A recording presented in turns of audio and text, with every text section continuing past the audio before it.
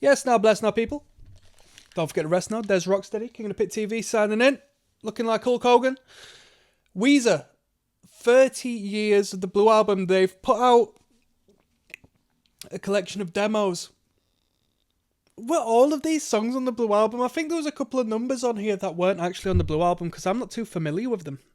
But this was recommended on the Patreon by my friend David. He said, my brother, we gotta go back to the start. The Kitchen Tape demo is like what all of them are titled. I don't know why they didn't just call the record that, but they called the record Opposite Sides of the Same Good Old Fence. It's a bit long-winded for me, that. It's a bit arty-farty. Just tell it what it is. It's the Kitchen Tape demos. August 1st, 1992, they were all sort of registered under, for lack of better terms. A lot of material I'm familiar with. A couple of songs, like I said, I was unfamiliar with. Those being Thief, You've Taken All That Was Me. Thief, You've Taken All That Was Me. Paperface. And Let's Sew Our Pants Together. So 3 of the 8 songs I was unfamiliar with, from what I'm aware. The songs I was aware of, it was nice to hear them from a different perspective. There was nothing lost as far as songwriting is concerned. Still held up as good songs. The guy, Rivers, if he's the vocalist, the frontman, you can tell he's doing the game at this point. He's not approaching these tracks very confidently. You know, from section to section, depends what you might get. But I made a comment listening that it sounded almost as if these were reference tracks as opposed to like demos. Because, you know, I approach a demo as just like, we're going to demonstrate what we are, our capabilities, what we're made of, and we're going to ship it off and see if anybody wants to invest in us. Whereas this seems like it was more so just placeholders to know where they were and what what they were building on before they went and gave it the full big pizzazz when they went and recorded it properly. I just got that from the vocal lines. Vocal lines just didn't seem very confident to me. A lot of harsh vocals, which, diminished as they got into their studio journey. Which, yeah, they sound better when they're not doing the whole screamy, shouty thing. That's for definite. Instrumentally, it was good.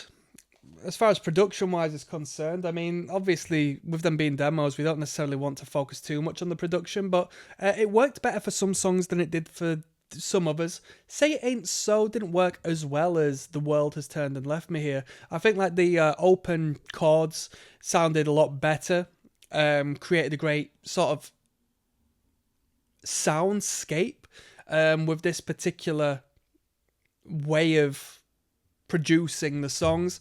When it's more broken down and, the Say It Ain't So riffing and so forth, it just didn't correlate as well on these recordings. But it's silly for me to sit here and talk about demos like, demos in 92 when they've put about 1,500 record out since there. It's hard for me to be critical on that. I shouldn't be critical. It isn't what I should be here to do. I'm here to talk about my experience listening to this. I thought it was half decent. As I say during here, I like listening to demos, especially from big bands, because we hear the studio recordings and the studio magic so much. When we hear demos, I can personally approach it as if, sorry people, I've got a bit of an itchy side of my nose today. I can approach these demos like hearing a local band's just put a new record out and they're going to be performing locally. You know what I mean? It's a new band. Check the demo out. And I can approach this big, large scale band, this magnificent band, through the lens of them just starting up and being a local band, and then I can really compare and contrast what we do get around here in comparison to what blew up, if that makes sense to you. Substantial amount of material, even though it is only 8 songs. I enjoyed it. Definitely a little bit of replay value for the Weezer fans. It wasn't, inaudible. They weren't bad sounding demos. Lead guitars were very tasteful. I'm a fan of the lead guitars on here, the guitar solo sections that tend to pop up on the bridges. Tasty. Nice bass presence. If you like a bit of bass guitar, you've got a good, audacious bass guitar in the mix. Drumming sounds good. Good performance on the drum kit, but, you know, the production is the production. You might not get what you want from the drums if you like hearing, you know, a bold rock and roll drum kit blasting in your ear. But it's a very organic sound, you know. Like I said, we've not fluffed it up with technological faff. You hear a drum kit like you should hear a drum kit, and it's very organic sounding and it's very lovely in that regards. I'm not going to rate this out of 10 because why should I? This isn't a project I feel I should be judging through the lens of it being an actual, you know, product, an actual project, because it was a precursor of some great sounding records of what was to come. So I enjoyed this, and I want to give a shout out to David for recommending that. Till next time, peace.